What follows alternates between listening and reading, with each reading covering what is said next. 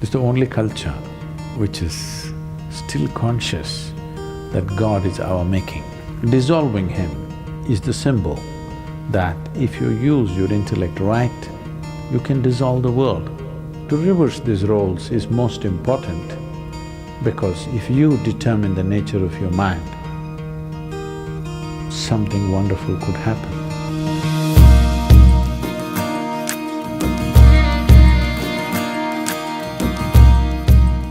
There is a festival in the months of August and September in India. It's called Ganesh Chaturthi.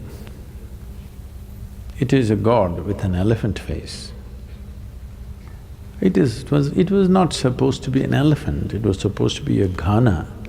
Somewhere one artist made a mistake and it became an elephant. It's called Ganapati, that means the chief of ghanas. So, they will make an image of Ganesh with clay, unburnt, and then they will paint him up nicely. Some people do without paint, some people do with paint.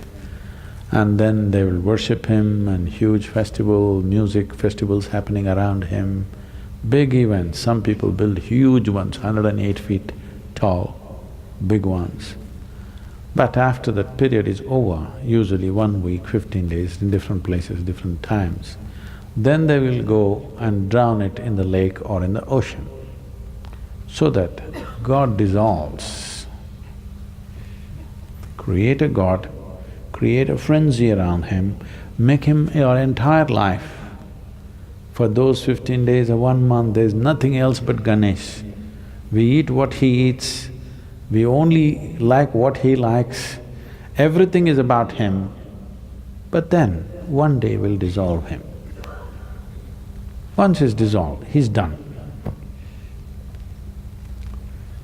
It's the only culture which is still conscious that God is our making. So, he is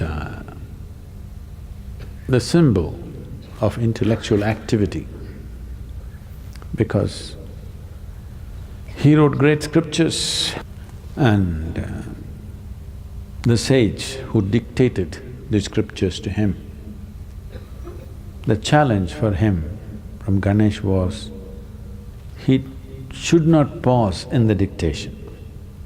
He must continuously speak and he will continuously write. He said, if you pause, I won't write further.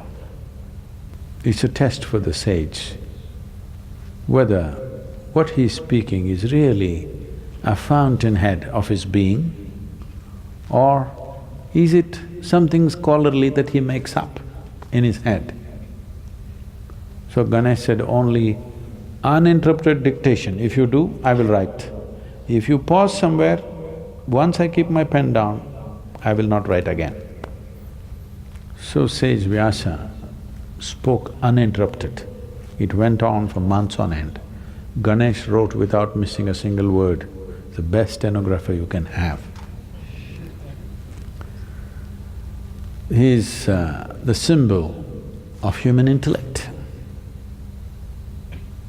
This is very symbolically right because this is the nature of your intellect. You can use it to consciously imagine something. Wonderful imagination, a man with an elephant head. An elephant head because that's the biggest head you can find on the planet. That means lots of brain. So, the symbol of human intellect, dissolving him is the symbol that if you use your intellect right, you can dissolve the world. Dissolving the activity of your intellect is no problem. Once you dissolve the world with your imagination, switching off the imagination is not a big problem.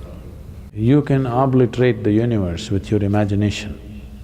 In your experience, universe will not exist if you create a powerful imagination. But then, switching off the imagination is a much simpler process. If the imagination is consciously developed, turning it off is easy. Right now, bits and pieces of imagination happening unconsciously, it looks like it's impossible to stop it. So the entire festival is symbolic of this, that we create him and you must see the festivity that happens around him. Usually he's kept in public places. In every home it'll be kept, private ones. Apart from that, on the streets, big ones, many streets will be blocked for this 15 days to 30 days, traffic stopped, everything. He will be sitting right in the middle of the street, big celebrations, music, stuff happens around it, people live around him for this period. But when the time comes, they just go dissolve him and that's about it. He's done. Next 1 year, nobody thinks about him.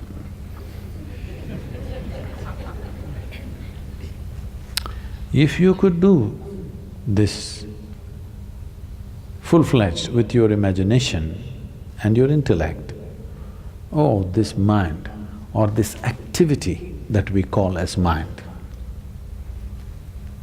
I want you to get this clearly. Your mind is not an absolute thing.